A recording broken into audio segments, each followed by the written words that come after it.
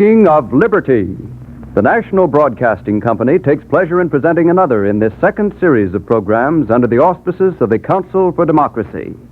Once again, we have a period of free talk on the air, and once again, our host is Rex Stout, who most of you already know as the author of baffling mystery stories featuring the amazing performances of that master criminologist, Nero Wolfe. On these programs, you will get to know Rex Stout even better as an outspoken champion of our American democracy. Mr. Stout. Thank you, George Putnam. Good evening, friends of liberty. Here at the microphone with me is visible, startling evidence of the shrinkage of the globe we live on. It's a man who in recent months, not years, months, has visited London, Cape Town, Cairo, Alexandria, the Sahara, with a special side trip to Hellfire Pass, Rangoon, Bangkok, Singapore, Manila. He sounds more like an atlas than a man. As foreign correspondent for Collier's magazine, he has covered nearly every battlefront of the war. He's interviewed Ciano, Mussolini, General Wavell, General Auchinleck. He's written a book, soon to be published, called War Has Seven Faces. His name is Frank Gervozzi. Thank you, Mr. Stout. I was beginning to feel extremely anonymous. I was saving the best till the last, Mr. Gervozzi. The word for you is ubiquitous, not anonymous. But in our brief 15 minutes, I'm afraid we'll have to localize. Well, how about the Middle East? What are the German and Italian objectives there? Well, of course, the most obvious objective is oil. The Germans want the oil fields of Iraq and Arabia for two reasons. They need it themselves, and they want to take it away from the British. Without the oil of the Near East, the British would be really crippled. Well, couldn't they get all the oil they want from America and the Dutch East Indies? They could eventually, but it would take time and tankers, and there aren't enough tankers even now. Oil is one of the German objectives, Mr. Stout, and there are two others. They want the Nile Valley, which means big stores of cotton, wheat, and grain, and they want to open routes for the coming Battle of Asia. That's one of the biggest objectives of all. And you think the war is headed east instead of west? It certainly seems so. Mein Kampf is still Hitler's Bible. It explains, among other things, why he attacked Russia. He wanted the Russian resources, of course, but even more than that, he wanted to be able to use Russia as a great forward base for the advance on Asia. Well, what about the attack on Britain? You don't really believe he's crossed that off his list? Nobody can say for sure, but I'll risk a guess. I believe that Hitler would like to see the island of Britain permanently under siege and slowly starving to death. Part of that is pure revenge, of course. Hitler has never forgotten or forgiven the British blockade of Germany during the last war. And if he can, he'll do the same thing to the British now. Yeah, if he can. But getting back to the Middle East, Mr. Gervozzi, what do the British plan to do there? Just hold the fort? You might say the British plan is the German plan turned backwards, Mr. Stout. That is, they intend at all costs to keep the Nazis away from their oil supply, and then, if possible, to drive the Germans and Italians out of North Africa. If they succeed in doing that, they can use Libya as an advance base for a smashing attack on Italy. Success or failure, depending on the climate, the timing, what forces they can muster, what supplies they can get, what supplies they can get from America. The forces, that is, the manpower, are about equal. And after all, the climate is no worse than Texas. I've been in Texas, too. American supplies and American ships are really the key to the military situation in the Middle East, Mr. Stout. You see, the greater part of the British output is kept at home in Britain, and why not? The British know very well that the war won't be lost in the Middle East at a single stroke. But the war can be lost, and lost suddenly and finally in Britain. A single bad blunder, sending away too many tanks and planes, for instance, could open the way for a quick German assault. That's why they're playing it very, very safe. Those American supplies you speak of, what about the rumors of their poor quality, faulty design? Don't you believe it, Mr. Stout. Not for a minute. I can assure you absolutely that our American tanks and planes are the best in the world. I know that sounds like a Yankee Doodle, but it's true. They're trickling into Egypt and the Middle East right now, and just as soon as there are more of them, and the British learn how to use them, well, that may be the hour for the big push to drive the Nazis out of North Africa. All the British need is time and trained men and American supplies. What about that part of the Middle East where there are no American supplies and may never be any? What about Turkey? Turkey, that is another question. And it's particularly interesting because it's tied up with the question of the whole Muslim world. I sometimes wonder if people over here realize how large that world is. Do you? Well, Turkey, of course, Egypt, Arabia, North Africa. It's a much wider world than that, Mr. Stout. Say 2/3 of the whole continent of Africa, Arabia, Persia, Turkey, Afghanistan, part of India, north into European Russia, east into Turkestan, and right on to the edge of China. It's a world of primitive ideas and deep spiritual feeling. It's full of different races and tribes, all bound together by the faith of Muhammad. It's unstable, unpredictable, and watchful. I believe it was Lawrence who said that Arabs could be swung on an idea as on a cord, and it's still true. Are they on a cord now? Who's swinging it? The whole Arab world, or the Muslim world, is motivated by the ideas of freedom and independence.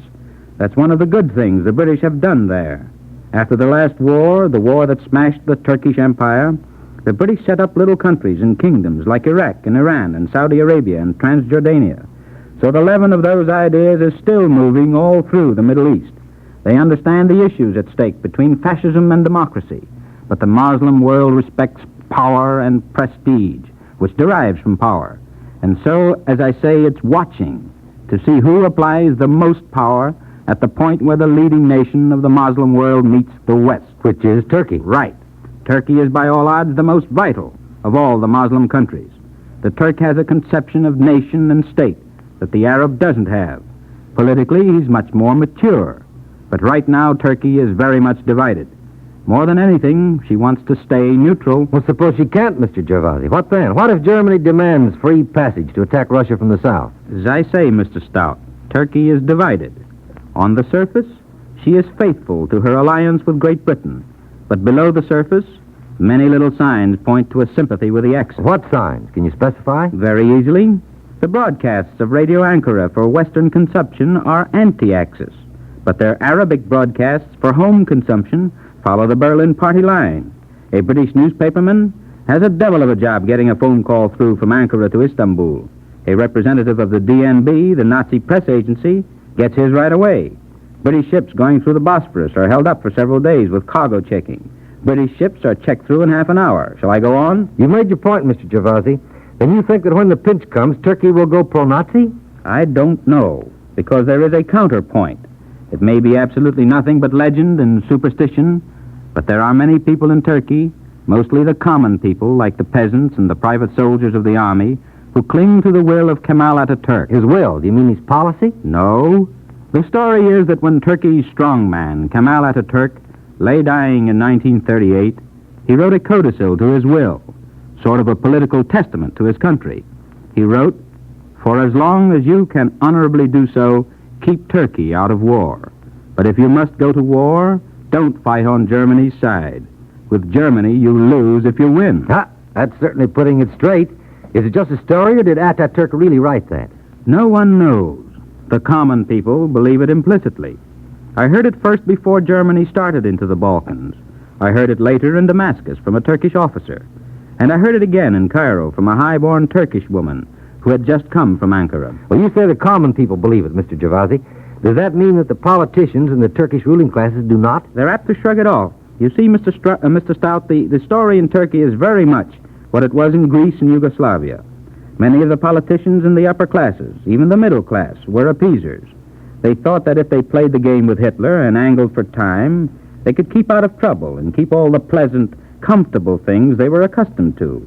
You know what happened in Yugoslavia, how the army and the people threw out the government at the last minute and insisted on fighting. But it isn't quite so well known that the situation was almost the same in Greece. Right up to the moment of the Italian invasion, certain Greek statesmen were playing the Axis game. If Italy hadn't forced the war and roused the common people, they might be playing it yet. Then you think that after all, when the time of decision comes, Kemal Ataturk's will may bring Turkey in on the side of the democracies. It's an even bet, Mr. Stout. The upper classes in Turkey are appeasers, want to try to do business with Hitler. Hitler's ambassador, Franz von Papen, has promised the Turks very large rewards after the war, if they do the right thing. According to von Papen, Hitler will give the Turks Armenia and the Russian province of Azerbaijan. The Turks would love to get Azerbaijan from Russia. 75% of the population is Turkish anyway, and the country is rich in naphtha, manganese, and oil, to say nothing of cotton and caviar. So some of the politicians favor the Axis. But the common people, the peasants, and the soldiers of the army, including the officers, know that they will lose their freedom if Germany wins, and they are willing to fight to defend their homes. Also, they remember the will of Kemal Ataturk. Well, can they pull it off? Will they be able to grab the decision from the appeasers? Possibly, Mr. Stout, they couldn't in Romania and Bulgaria. They did in Greece and Yugoslavia. With help in time, they may in Turkey. And that brings me to something that I want very much to say, and say as strongly as I can. All through the Middle East and Europe, the common people are willing to die for freedom. They are willing to die if necessary. They are more than willing to fight, and they must have help. Courage these days isn't enough. As Colonel Lawrence said, the Muslim world can be swung on an idea, and it respects power. It has the ideas of freedom and independence. It's waiting for practical help in the form of tanks and planes and guns, particularly in Turkey. If the common people at the moment of decision see powerful British forces to the south, ready and able to bring them aid, they will fight against the Nazis. I hope they do. One more thing, Mr. Gervozzi. Do the people of the Muslim world really have a feeling for democracy, for what we mean by democracy? No, not as we know it, Mr. Stout. The Muslim world is politically immature. Except for Egypt and Turkey, where the spirit of nationalism is very strong, our notion of democracy is respected, but not completely understood. If it isn't understood, why is it respected? Because America has a tremendous influence and prestige all through the Middle East. It's partly due, I believe, to the work of American missionaries and doctors, and partly to the graduates of such famous American schools as Robert College in Istanbul and the American College in Beirut. But aren't the graduates of both those schools Christian? Mostly, and I know what you're getting at. How can Christians have much influence in Muslim communities? All I can tell you is that they do. They've learned American skills, for one thing, which gives them prestige, and they spread the story of American power and greatness.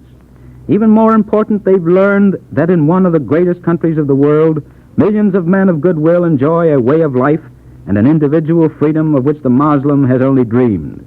So even if our own brand of democracy isn't fully understood in the Middle East, it's respected.